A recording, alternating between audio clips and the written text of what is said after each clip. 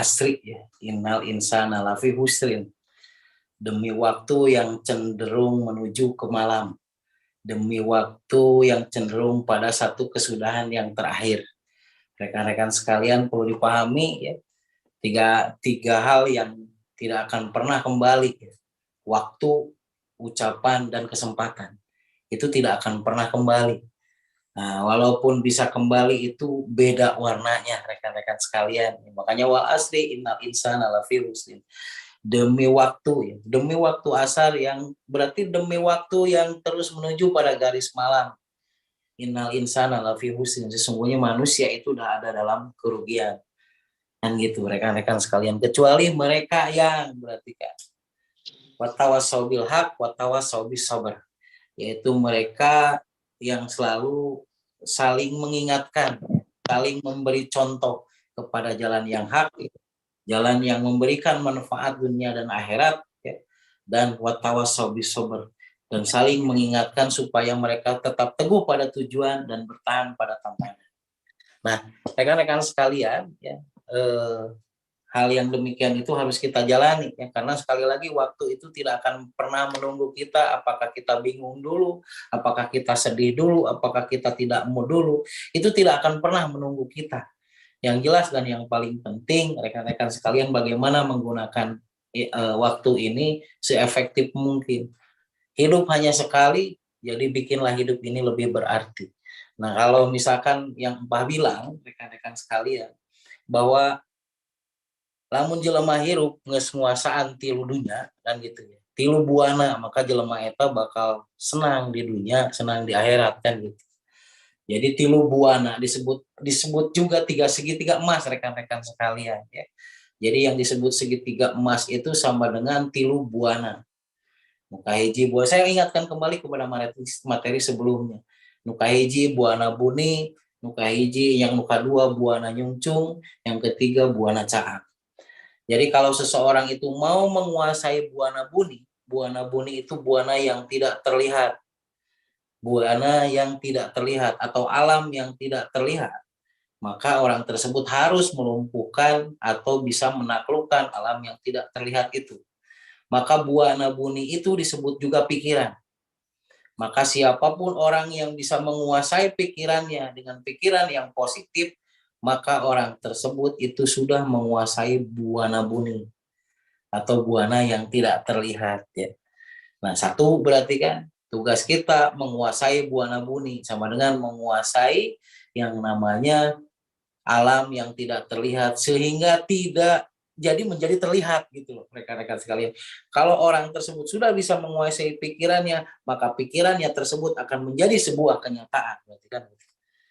Yang kedua, rekan-rekan sekalian, kuasai buana nyungcung. Buana nyungcung itu sama dengan buana yang menjulang ke atas.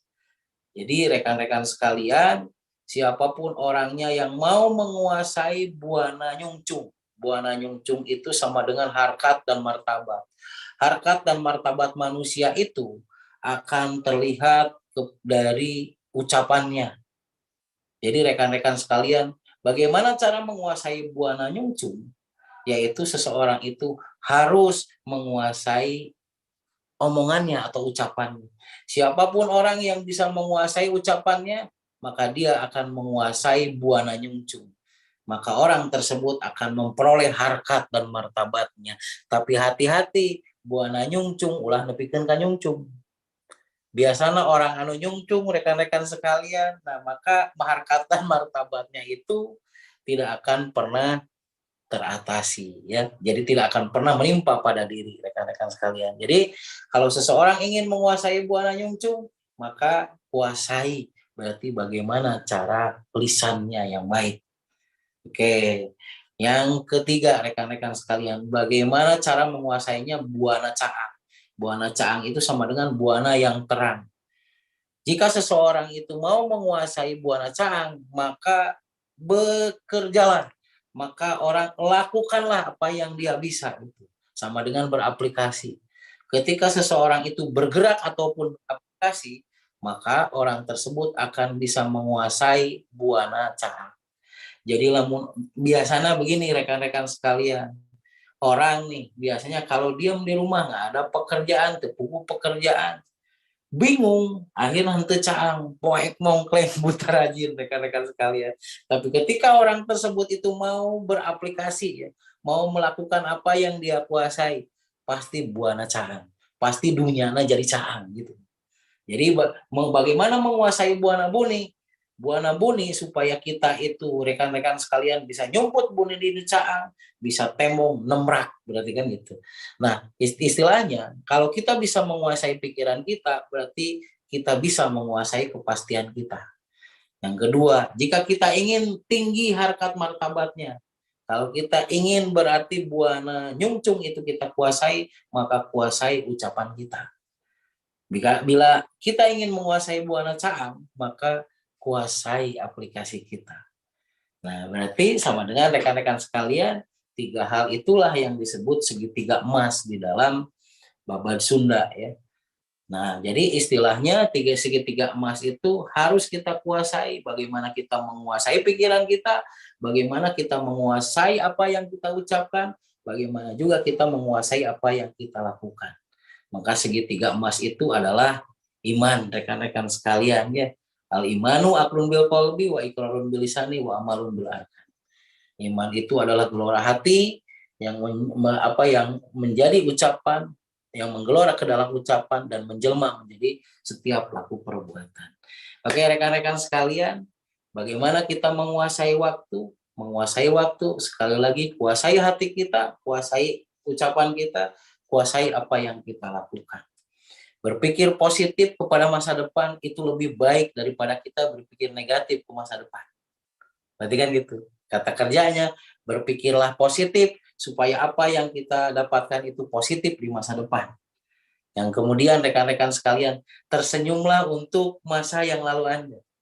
Karena banyak kekocakan di masa lalu Anda, rekan-rekan sekalian. Banyak sesuatu yang sudah terlewati itu, tapi senyumin aja. Senyumin aja rekan-rekan sekalian, masa yang telah berlalu. Dan masa sekarang adalah masa yang harus kita kuatkan. Selesaikan apa yang menjadi hambatan kita sekarang, maka kita akan menjadi orang yang lebih berguna di besok dan di kemudian hari. Begitu mungkin Mas Roni yang bisa saya sampaikan pada kesempatan hari ini, dan kata kuncinya hari ini adalah apakah masih ada impian di hatimu? Kan gitu ya. Nah, kalau itu sudah teringat kembali, maka Anda akan bisa mengatur hati Anda, akan mengatur ucapan Anda, dan akan mengatur apa yang harus Anda lakukan. Kendalikan dirimu, maka kamu akan bisa merubah yang lainnya. Oke, maka kamu akan bisa mempengaruhi yang lainnya. Beradalah di lingkar kendali, rekan-rekan sekalian. Semoga rekan-rekan sekalian selalu disehatkan. Semoga rekan-rekan sekalian selalu diberi berkah ya. Sehat dunia, sehat sekarang, besok, dan di kemudian hari. Dan semoga rezeki rekan-rekan sekalian selalu dilancarkan. Amin ya rabbal alamin. Wassalamualaikum warahmatullahi wabarakatuh.